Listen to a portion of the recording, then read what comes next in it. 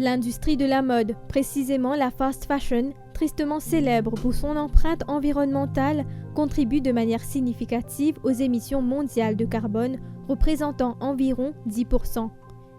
Chaque année, des millions de vêtements sont envoyés vers des pays moins développés pour finir dans d'immenses décharges. Ces images illustrent le problème mondial des dons de vêtements destinés aux magasins de charité dans les pays plus riches, aboutissant finalement dans des pays moins développés, comme ici au Ghana. De manière similaire, le désert d'Atacama au Chili accueille un site de décharge comparable, recevant des vêtements en provenance de nations plus aisées. 85% des textiles dans le monde trouvent leur chemin vers les décharges chaque année. La conséquence involontaire est un impact néfaste sur l'environnement et les écosystèmes locaux. Cet épisode de Bricolo Écolo vous emmène à découvrir les alternatives à la fast fashion. En fait, la fast fashion, souvent on ne réalise pas les impacts. Souvent on va acheter un objet, dans ce cas-là un vêtement, et on ne réalise pas toute l'histoire qu'il y a derrière ce vêtement-là ou cet objet-là. Donc déjà tout commence par la production de la matière première même. Il faut créer de la matière, il faut ensuite l'acheminer à travers le monde, il faut que ça passe dans une usine, que ce soit transformé en vêtements, et il faut que ce soit teint, il faut que ce soit coupé, cousu.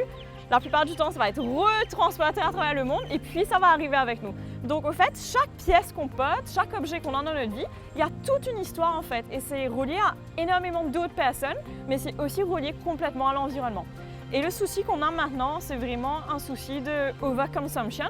C'est qu'on est en train d'acheter beaucoup trop en fait. Et quand on est en train d'acheter cette quantité, on est en train de créer une demande qui est peut-être trop lourde sur la planète. Quand je dis trop lourde sur la planète, ça veut dire que ça nécessite énormément de matières premières. Quand je parle de matières premières, par exemple, je parle du coton ou bien du plastique, parce que la plupart de nos vêtements contiennent aussi du plastique. Mais je parle aussi de l'eau, de l'électricité, des teintures qu'on va utiliser. C'est vraiment tous ces matériaux qui vont aller dans un vêtement qu'on est en train d'extraire de la terre. Parce qu'à un moment, ça vient de la terre. Donc on est en train d'extraire tout ça et on est en train d'en extraire beaucoup trop parce qu'il y a une demande qui est énorme.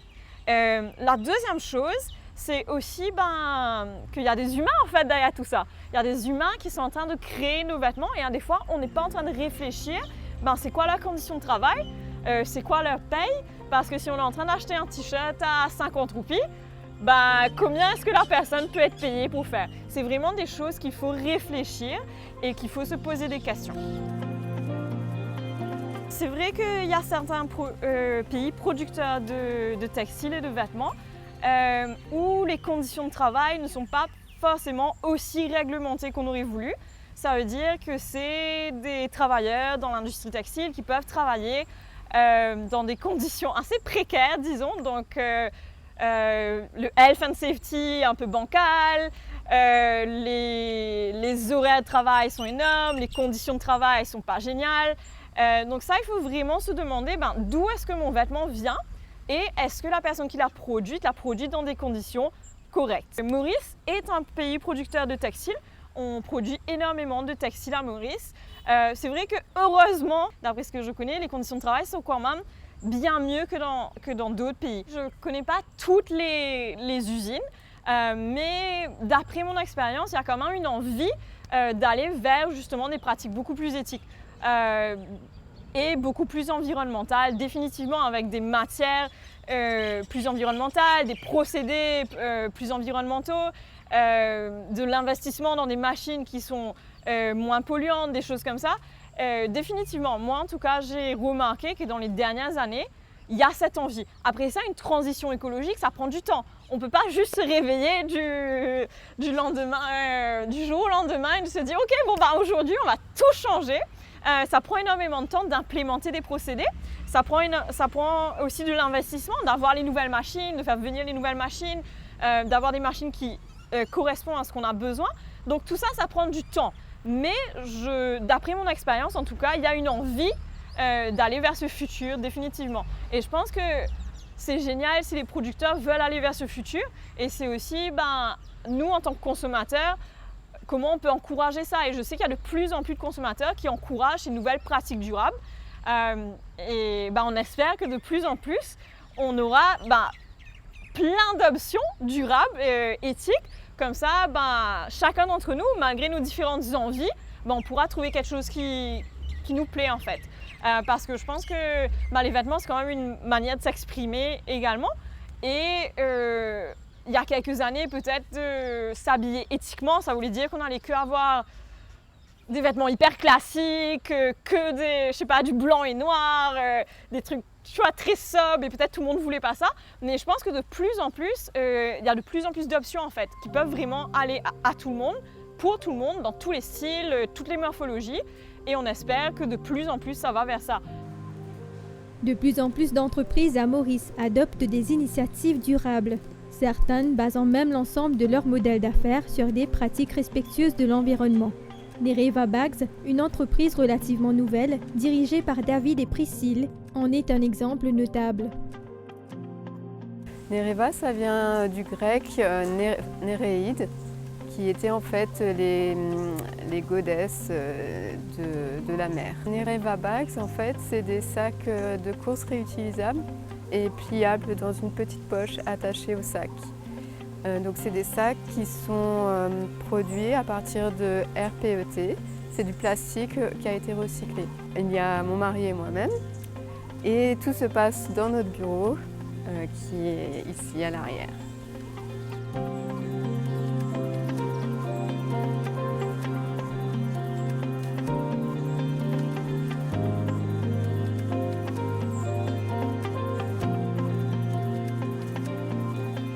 Donc c'est dans ce bureau que tout se passe. Mon épouse est beaucoup plus apte techniquement, donc elle s'occupe de toute la partie web design, product design, à aider avec l'unité de production en Chine pour être sûr que le design du sac est exactement ce qu'on voulait. Donc elle développe tout ça et toutes les couleurs, elle s'occupe du site web, de nos commandes à travers le site web, etc. Et moi, je m'occupe de la partie plus logistique, management, administration, comptabilité, finance, qui est beaucoup plus mon domaine. Maintenant, par rapport aux grosses décisions, c'est-à-dire les décisions qui exportent tout le business, donc combien de modèles faire, quel prix le vendre, etc., etc., ça on le décide ensemble. Ça a été un travail de longue haleine. Parce qu'il faut dire qu'entre le moment où on a décidé de faire ce qu'on fait et avoir le produit final, ça nous a pris, je dirais, presque un an. Et ça part de faire venir des produits en sample, d'évaluer les suppliers qu'on a, jusqu'à trouver le supplier qu'on trouve est apte à délivrer selon l'éthique de la compagnie. Pour s'assurer que c'était exactement ce qu'on voulait et que c'était effectivement du plastique recyclé et que c'était produit de la façon qu'on voulait. On a demandé des images de la production.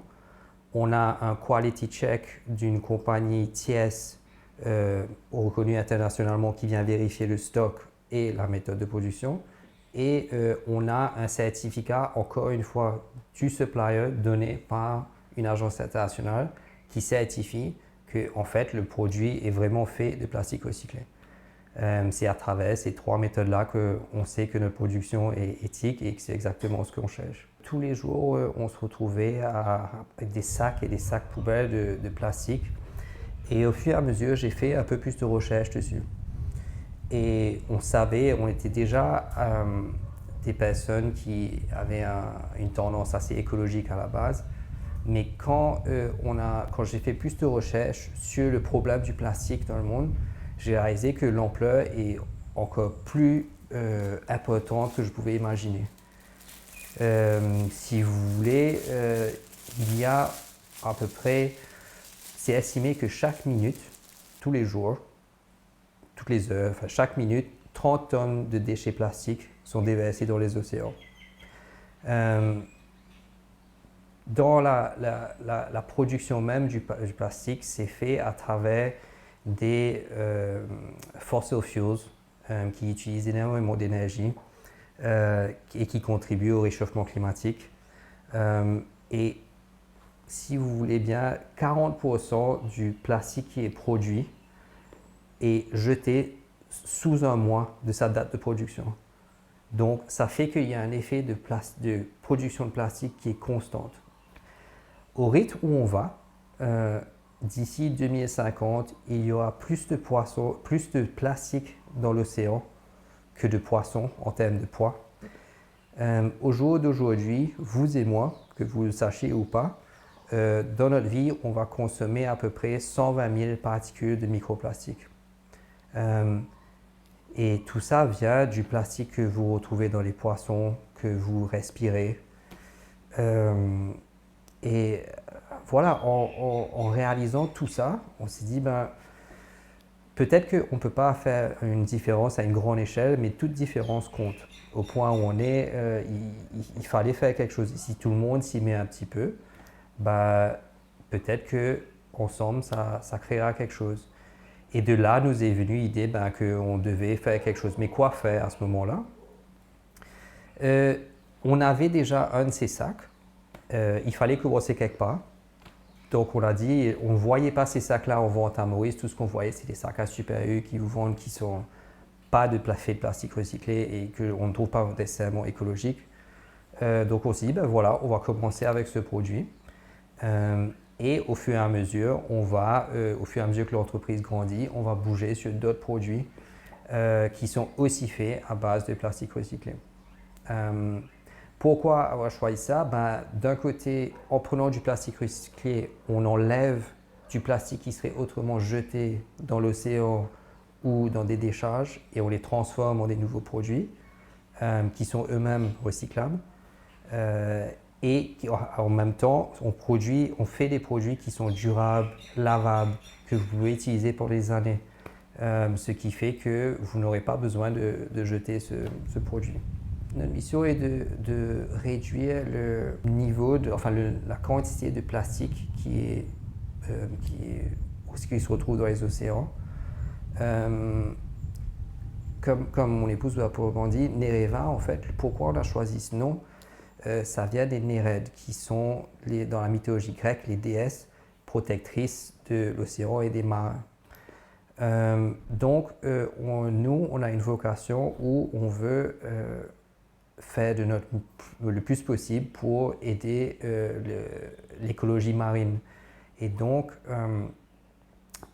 on est sur 3 axes. Un, c'est de produire des produits qui sont écologiques et qui enlèvent les déchets plastiques qui finiraient dans l'océan. 2, c'est de produire des produits durables pour que ça ne se retrouve pas dans l'océan dans le futur. Et 3, c'est une vocation caritative où on veut reverser une partie de nos profits aux compagnies et aux ONG qui font du travail pour l'océan, de Reef Conservation. Maurice, autrefois adepte du slow fashion et des vêtements de seconde main, a connu un changement facilité par des plateformes en ligne proposant des vêtements fortement remisés. Je pense qu'en tant que consommateur, on a des consommateurs qui sont de plus en plus conscients, mais on a malheureusement énormément de consommateurs qui ne sont pas conscients en fait.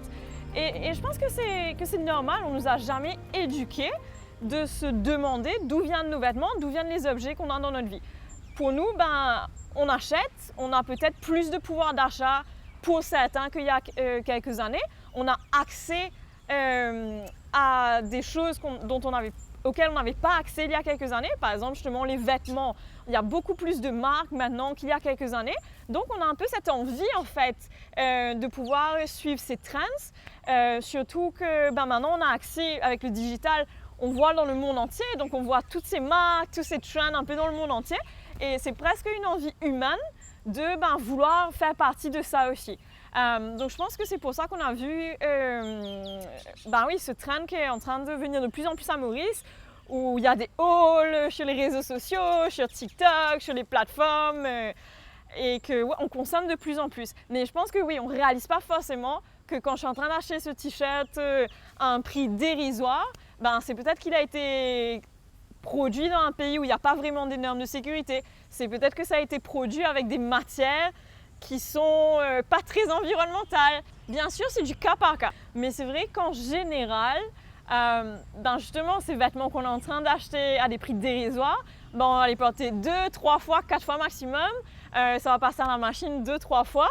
Et puis, ben, c'est immétable parce que la matière a complètement changé, la couleur est partie. C'est justement parce que les matériaux en eux-mêmes ne sont peut-être pas de bonne qualité. Alors que peut-être si j'achète une marque locale avec des matériaux dont il y a une traçabilité, peut-être ça va être un peu plus cher, mais ça va me durer plus longtemps. Donc, est-ce qu'à la fin, d'acheter 20 t-shirts à des prix dérisoires ou d'acheter un t-shirt un peu plus cher, mais que je peux vraiment utiliser plus longtemps, on peut se poser la question, lequel me revient vraiment plus cher en fait? Il y a différentes alternatives pour consommer mieux. Et quelque chose qu'il faut garder en tête, c'est vraiment que bien sûr, on ne va jamais blâmer personne si je ne peux pas avoir accès économiquement à des marques éthiques. Je pense qu'il faut tous qu'on garde la réalité en tête et qu'on fait ce qu'on peut. Mais c'est vrai que dans d'autres cas, qu'on est en train d'acheter à outrance, le budget vêtements est le même que si j'achetais de manière plus responsable. Donc ça, c'est vraiment garder en tête que c'est vraiment dans des cas particuliers. Et puis du coup, une des choses, c'est si on a justement... si économiquement on le peut, on peut supporter des marques locales, des marques indépendantes, des marques avec des matières plus responsables. Quand on parle de matières plus responsables, c'est peut-être des matières naturelles. Énormément de nos vêtements contiennent du plastique. Et quand on est en train de les laver, ça fait de la pollution microplastique. Donc on parle tout le temps de la pollution microplastique, on parle tout le temps de la pollution plastique, mais on ne réalise pas que dans nos vêtements même, en fait, il y a du plastique. Et du coup, quand je le jette, si ça va à ma chicose ou quoi, c'est comme si je suis en train de jeter du plastique. Ou si je le jette, je sais pas, dehors, c'est du plastique que je suis en train de jeter dans la terre. Et même des fois, quand on lave les vêtements, ça fait aussi de la pollution microplastique. Quand on parle de textile plus environnemental, c'est au fait qu'il y a des matières, comme par exemple le lin, qui vont nécessiter moins de pesticides, par exemple. Quand on est en train de faire pousser du lin, la plupart du temps, on n'a pas vraiment besoin de pesticides, contrairement au coton qui a besoin énormément de pesticides. Et puis, il y a quand même du coton organique, donc c'est vraiment de garder ça en tête. C'est vraiment, est-ce que ce sont des matières complètement naturelles, donc qui ne vont pas ajouter à la pollution plastique? Est-ce que ce sont des matières aussi, comment elles sont produites? Est-ce que ça nécessite énormément de pesticides, énormément d'eau ou pas? Et donc voilà, ça c'est quand on veut acheter neuf et qu'on peut réfléchir un peu à tout ça. Une autre façon, c'est juste de se poser la question, est-ce que je vais vraiment utiliser ce vêtement?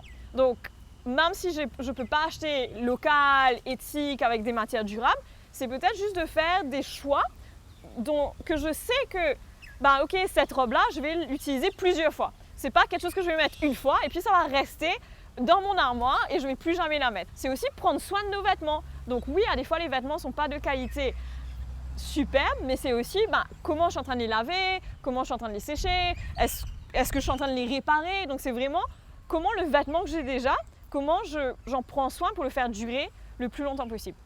Puis il y a aussi des façons d'acheter, par exemple acheter de seconde main.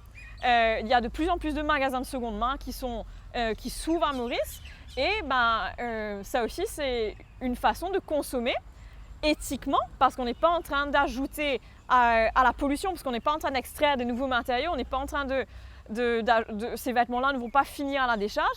Et de plus en plus, c'est des vêtements de très bonne qualité. Il y a même dans des magasins seconde main que c'est des pièces neuves. Je pense que c'est pas forcément juste ce qu'on achète, c'est vraiment ce qu'on en fait aussi. Donc oui, si un consommateur peut juste se permettre une marque de fast fashion, mais que la personne utilise ce vêtement sur le long terme, on prend soin de comment il le nettoie, va le réparer, va le faire durer le plus longtemps possible, oui, c'est une consommation quand même éthique.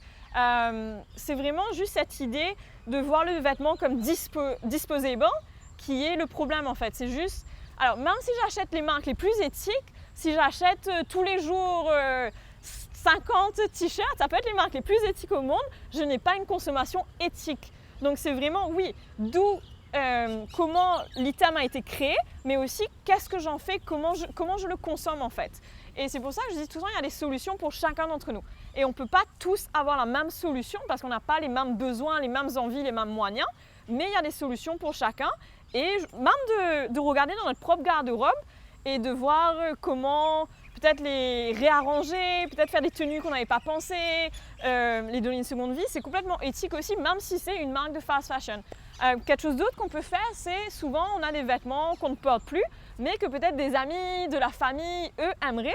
Donc on peut aussi organiser des truck parties, donc on emmène les vêtements qu'on n'est plus en train d'utiliser et on peut les échanger avec nos amis, la famille qui peut-être eux pourraient les utiliser et les remettre. Donc ça aussi c'est une façon de consommer éthique, d'avoir des nouvelles pièces sans avoir un impact sur l'environnement, sur nos communautés, mais aussi sur notre porte-monnaie parce que c'est basically free, parce qu'on est en train d'échanger et c'est vraiment en fait de réfléchir comment on peut utiliser ce qui existe déjà.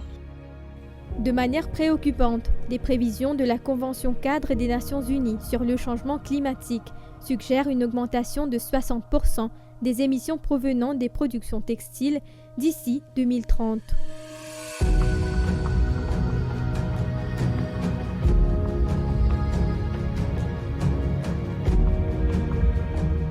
C'est ici que prend fin cette édition de Bricolo Écolo. Au plaisir de vous retrouver pour le prochain épisode. Entre-temps, restez écolo.